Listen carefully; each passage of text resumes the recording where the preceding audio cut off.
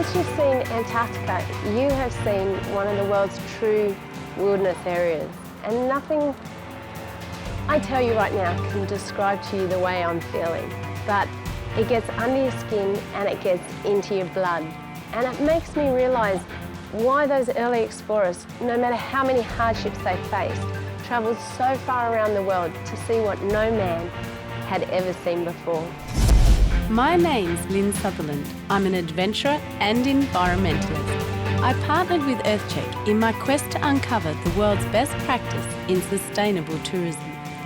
My journey took me to exotic locations where people are coming together in a bid to preserve the planet. We need to know the impact tourism has on these incredible destinations and the role each of us must play as responsible travellers.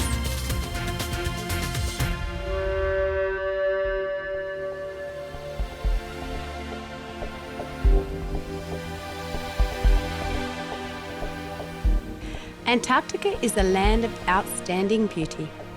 Despite being one of the driest, windiest and coldest places on Earth. My journey to Antarctica started from Hobart in Australia, where I boarded the expedition ship Orion.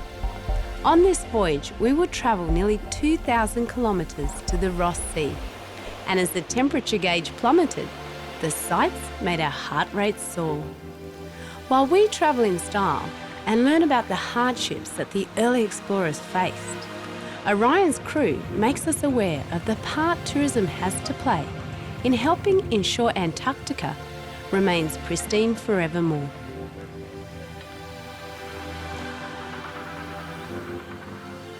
It was Captain Cook's diaries from when he crossed the Antarctic Circle in 1773 that first made the world aware of how teeming with life this southern ocean is. Unfortunately, those words attracted the attention of whalers and sealers and almost brought ruin to this frozen frontier. Our epic voyage at sea brought us to the stunning Cape Adare.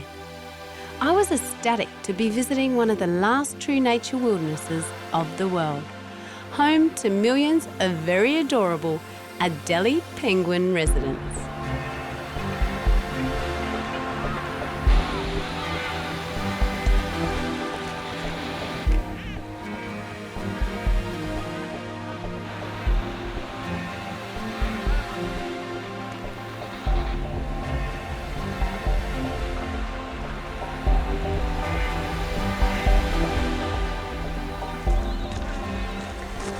But this place we know as Antarctica used to be referred to as Terra Australis Incognita. And only the very brave dared to come down to these uncharted waters. And when they did, they faced extreme conditions. But this place right here was the very first place anyone ever spent a winter in Antarctica.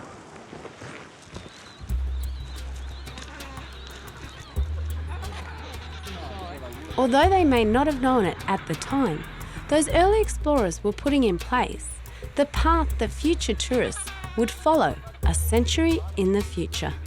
The roof was held down by strong wires. They lined it with sealskin so that to keep out that fine bits of snow. But you can see after so many years, 110 years, that the fabric of the timber, while it's ablated, is still really solid.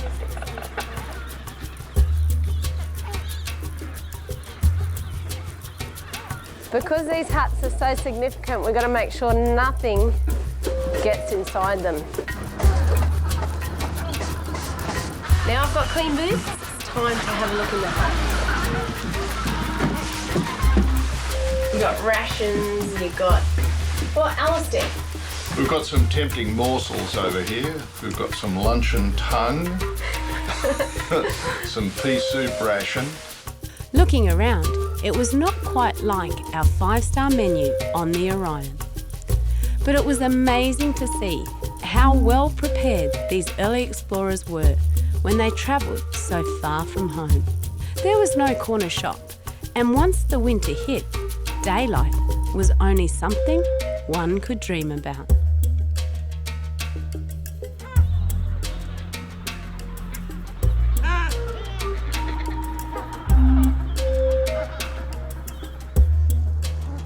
Next on the list, what do you do when you're in Antarctica and you've already done everything on shore and the weather's perfect?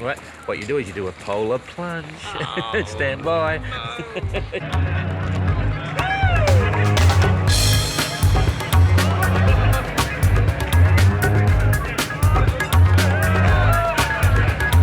When you first hit, it's not so crazy. But then when your brain suddenly realises where you are and your heart goes, I think it's the lack of breath, actually. It's the lack of breath, because after a few seconds you start not being able to breathe properly, and that's when you sort of go, where's the breath?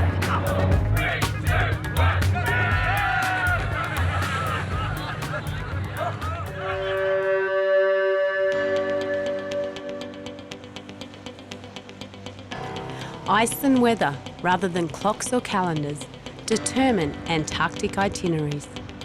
In winter, pack ice extends 1,000 kilometres around most of the frozen continent, plunging it into darkness for close to 24 hours a day. In summer days, where daylight penetrates for up to 24 hours at a time, wildlife is more visible. It's 1 o'clock in the morning right now, and you could easily think it was the middle of the day. We're so far south that the sun just is not setting anymore. You just watch it go horizontally across the horizon. And look at it. We have come to the Ross Sea, and there is Mount Erebus.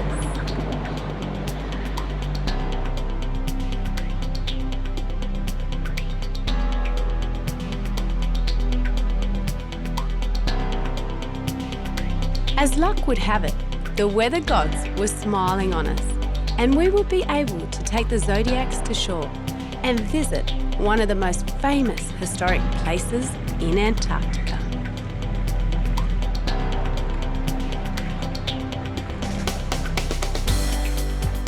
British exploration of Antarctica was really dominated by two men, Scott and Shackleton, who both wanted to be the first person to get to the South Pole. This is Scott's hut. It's pretty much been left exactly the way it is, so let's take a look and see how these guys lived. Hey, Alistair. Hello, Lynn. How are you? I'm good, how are you? Very well. How important was Scott's expedition here to Antarctica? Well, it's one of the great Antarctic expeditions. Most people who've heard of Antarctica have heard of Robert Falcon Scott. For better or ill, I suppose. He's rather a controversial character these days. The controversy, I don't think, takes away from the impact of a place like this and the endeavour that these people went through to get here, set up this sort of establishment, and then sledge off into the unknown. It's quite extraordinary. It's amazing. There's a lot of snow out there. How long did he live in here? They were here for a full 2 winters, so they were here for nearly 3 years in all. Yeah. But it's quite an amazing hut. Oh, it's enormous compared to some of the others you see, but it was a large party. So how many people lived in here? Over 20. Wow, okay. This wall of boxes here, when it was complete, it formed a partition. This area here was for the lower ranks, the sailors, and the other side was for the scientists and the officers. So it's very much run on British naval lines. So Di, are these the stables? Yes, these are the stables where the ponies were kept. It's all the stalls. It's really a part of a veranda of the whole building. And opposite each stall, they've stenciled the names of each of the ponies. So they've got rather exotic names, I guess, because I think they were the Siberian pony. You see the skeleton of one of the huskies in the far stall. He was outside on the ice for many years, but he's been brought in, again as part of that interpretation, to tell the story of the huts so that we don't forget that there were the huskies here. All of this has been conserved by the Heritage Trust, and we're lucky to see it in such in this way. They've done an amazing job to bring it back so that we can really get that sense of the ponies and in Antarctica. It's quite surreal walking through here and picturing all the men in the hut here. You can see their bears, you see where they sat at the table. You can see the kitchen, and it just makes you think back to what they went through and what they experienced. It's really surreal, and as you look around, every little thing tells you another story. Scott and Shackleton both fought so hard to get to the South Pole, both of them making multiple trips, facing life and death situations. On Scott's final journey, he was beaten by only 3 weeks to the South Pole by the Norwegian explorer Amundsen. Seeing the photo of Scott and his polar party standing at the pole, all of them looking extremely exhausted, dejected and defeated, was haunting. Scott died on that return journey on the ice, while his men were waiting in the warmth of this hut for their return. Then there were the stories of Shackleton, who had to endure an entire winter on the ice, when his ship became caught between the pack ice. On another voyage, he turned back 100 miles before his prize of the pole, but he and his men survived. He was hailed a hero in bringing all his men home, but we also learned this was not quite the full story. So this is a cross for Shackleton's men. Yeah, that's right. It's a little confusing. It's on the side of Scott's hut, but 3 of Shackleton's men that were here to set up the depots across to the South Pole, so that when Shackleton was coming across the entire Antarctic continent, he'd pick up those food depots. They were out here on sea ice and drifted out, and that was it. They never got back. So, many people think that Shackleton got all his men home, but there was actually 3 in this party that died. In that era, you really have a situation where there's no one here to help them whatsoever. If something dramatic happens, they're totally self-sufficient, and if they just happen to disappear, no one would ever know what happened. And that was the situation often in various parts of Antarctica.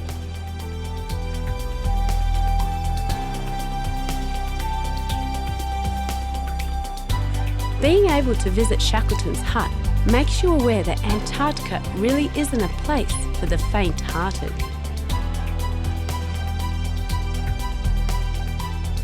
If you come here, you must be prepared for the long haul, as the elements are in control of your fate, and one mistake can be the last one you'll ever make.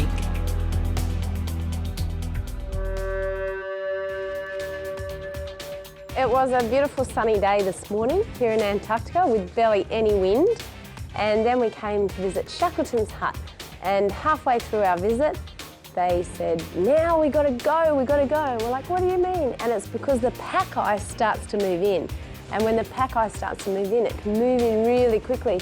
And if you look at, see, this is all big, massive blocks of floating ice, so they're going up and down, but the wind's pushing them all together, and they're all kind of getting in the way of us and the big boat. So this is our path back to the boat.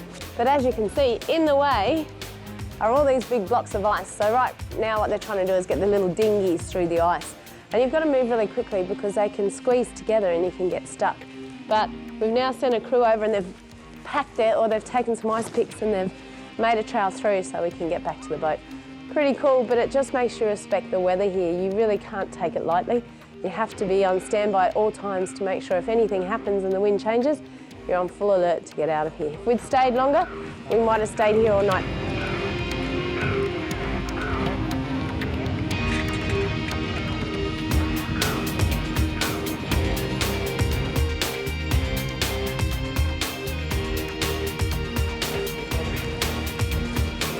Got it? Penguins were going one way and we were going the other. Time to be the human sled. And this is so we can know what it felt like for Shackleton and his men to drag things all that way through the snow. Okay, ready? 1, 2, 3.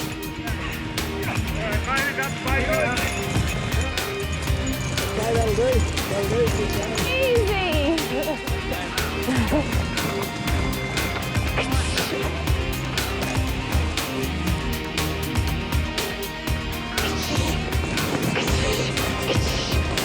Must wave dogs!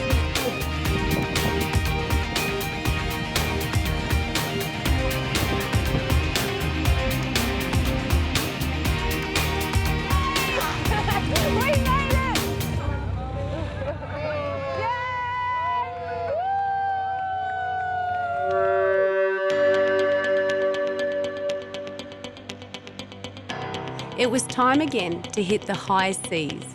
And with hundreds of miles of ocean to cross, we decided to have a little fun with the lighter side of Antarctica.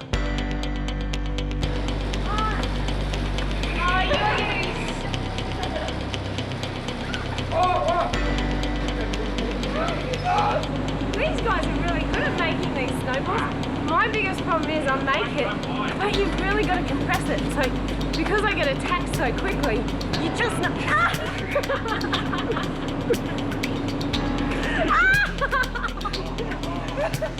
After the snow melted, it was again an open passage on the return journey. We would be heading for New Zealand, but the gentle mood of Antarctica swung, and it was time to get a little taste of rough seas.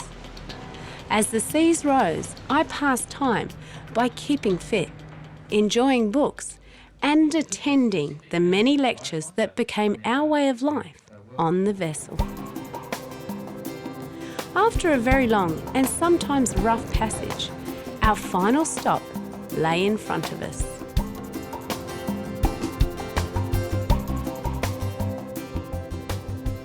I am at Campbell Island, which is one of New Zealand's sub-Antarctic islands.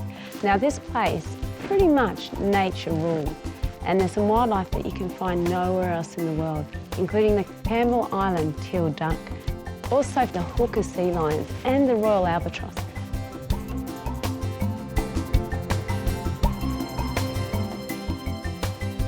Well, we have 5 Campbell Island shags.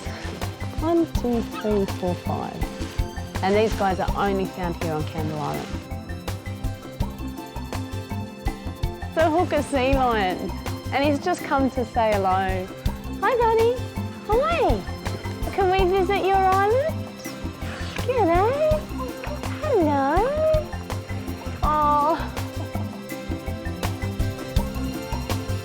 We're very lucky with the weather. Look at it. It's a beautiful day here on Campbell Island, but apparently it's supposed to rain 320 days a year. That means we are very, very lucky.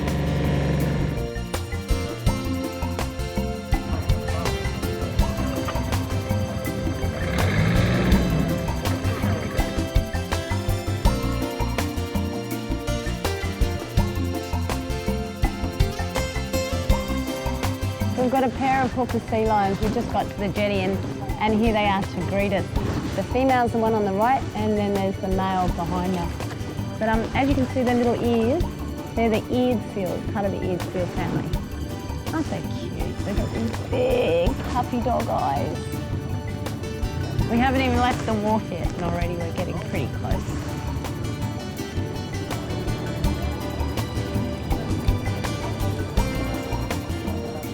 These two have been, you know, having this love tussle for the last 15 minutes or so, and they're getting quite amorous. But it looks rough at times, and it looks like they might hurt each other, but they definitely haven't made a mark or anything like that yet, and they're still playing around, so I think it might just be a little bit of rough love.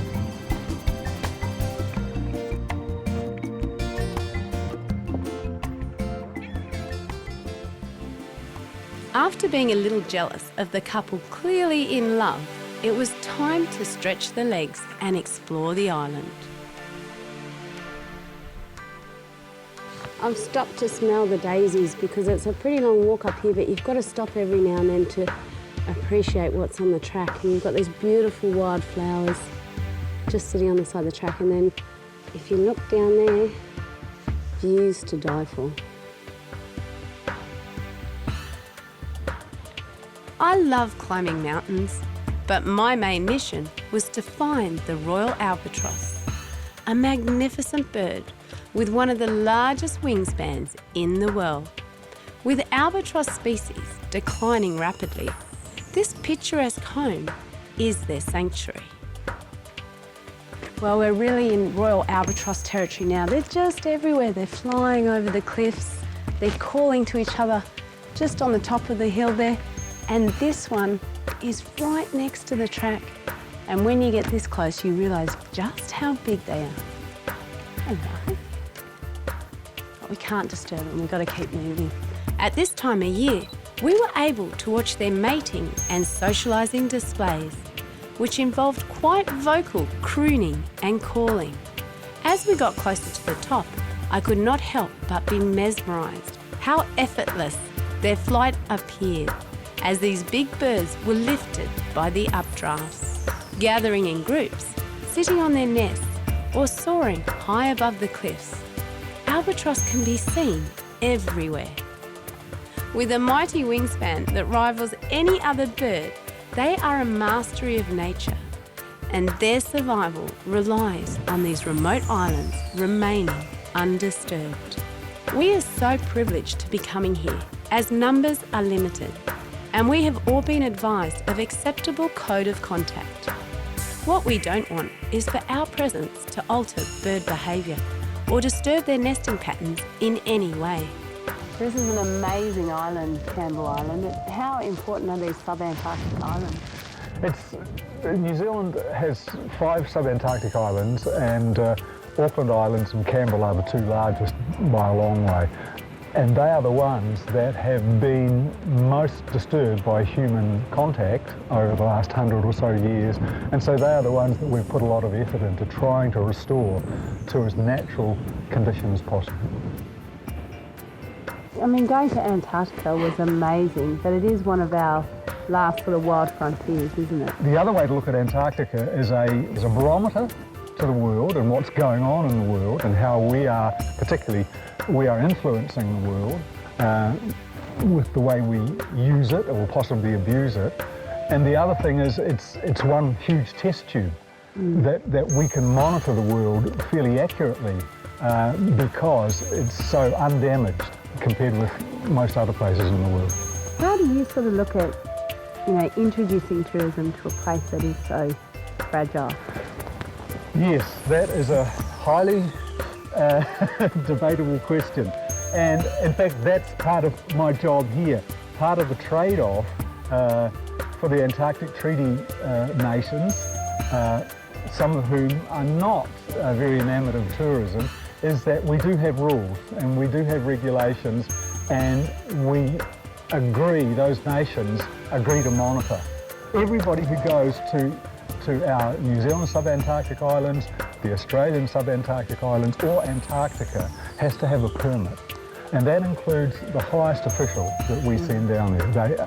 Every scientist who goes down there is permitted. Every tourist who goes down to Antarctica or the sub-Antarctic has to have a permit. Tourism is an economy, but the secret is managing it properly. Yes, and it can be managed properly, I think, especially ship-based tourism. What worries those of us in the Antarctic scene is land-based tourism, because it is just so difficult. It's so intrusive to be on the land in Antarctica. And if people come down on ships or overfly Antarctica, yes, that is much more tolerable. But the thing that I think that has to be said in favour of tourism is that the very people who come down here become the greatest advocates for the place. They come and they see something truly special, and they go back and almost, in a sense, preach the gospel.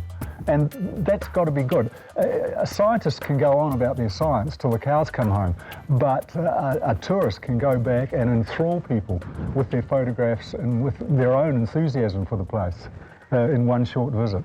So all we should leave is really footprints in the snow. And I hope a lot of good memories. Well, I've got them. Great.